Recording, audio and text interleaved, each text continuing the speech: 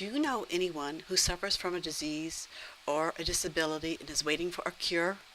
Do you believe that we should be using for research embryonic stem cells? We should be funding them? I have MS, and I would love it if someone could find uh, either a therapy or a cure to prevent it or stop it. And I believe that adult stem cells they're progressing with that. I am going to explain to you why funding embryonic stem cells is not in our best interests.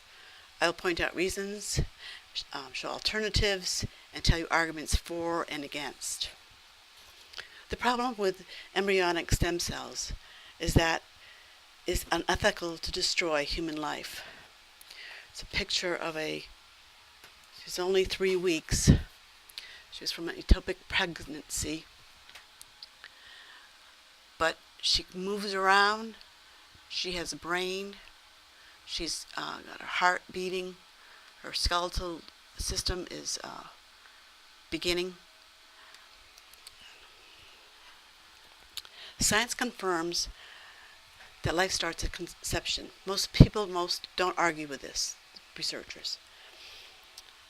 President Obama signed an order that has given incentives to destroy human life. At this point, embryonic stem cells has not given us any cures, no therapies, nothing at this point. And the problem with this is this destroying of life. It makes us culpable. Researchers have in the past wanted to create their own embryos for experiments, but these experiments kill them.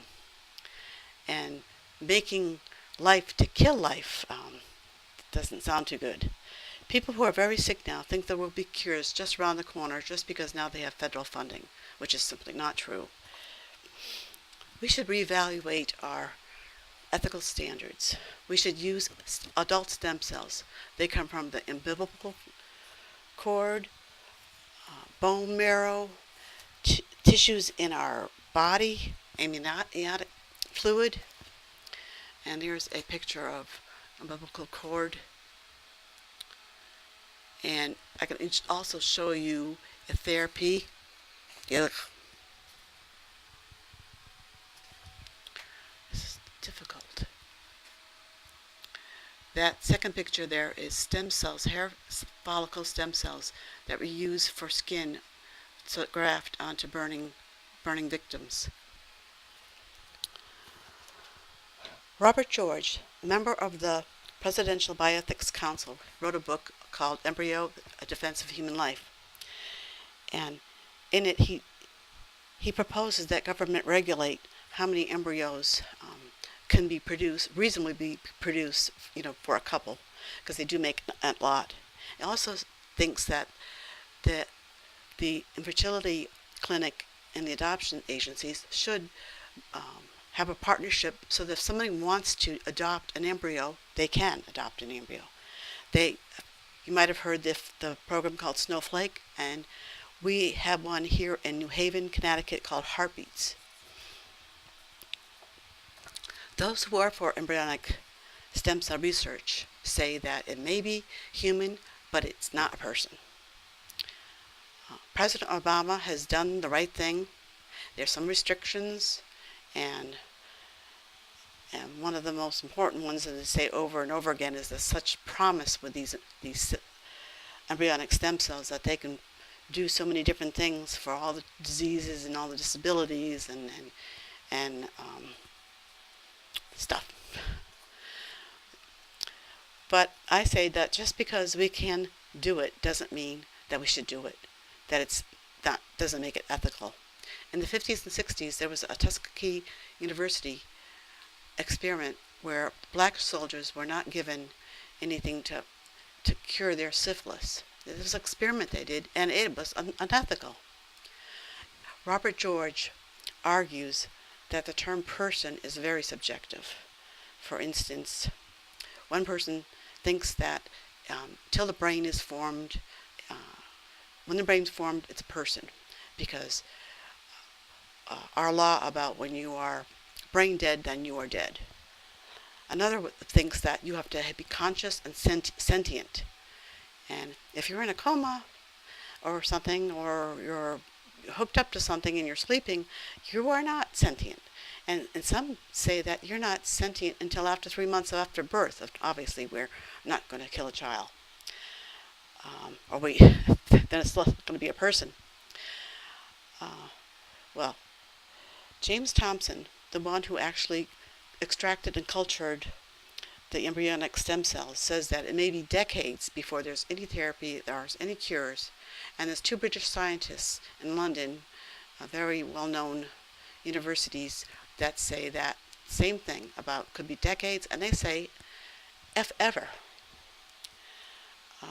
Robert George also said that it is extremely challenging to coax an embryo stem cell to become a different cell, because right now they're undifferentiated, meaning that they could be any cell. But to make it to the cell they want is difficult. Also, they have the problem with rejecting, just like if you have a heart, new heart put in you, you're taking immunosuppressants so that it doesn't get rejected. And also there's tumors,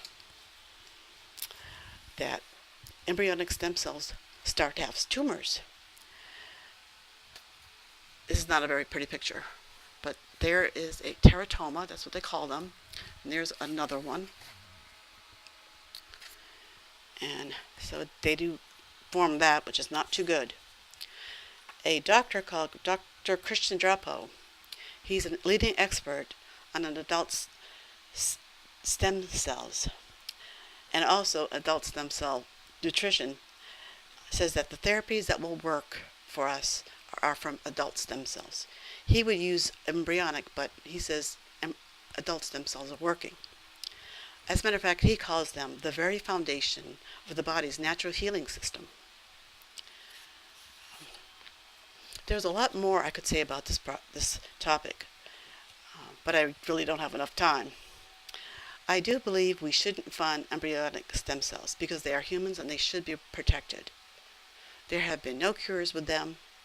With the adult stem cells, there have been over 70 therapies, and they're developing therapies all the time. Dr. DePro I just talked about, finding more and more that it can do just as much as an embryonic stem cell. If you ever asked about stem cells, say you favor adult stem cells, because right now they are helping people, there's therapies, and there's always one ready to go. This is a very serious topic, and it is important that our country, which is so strong on human rights, doesn't make human life a commodity. Adult stem cells are working, and they are not controversial. We should only be funding adult stem cells. Thank you.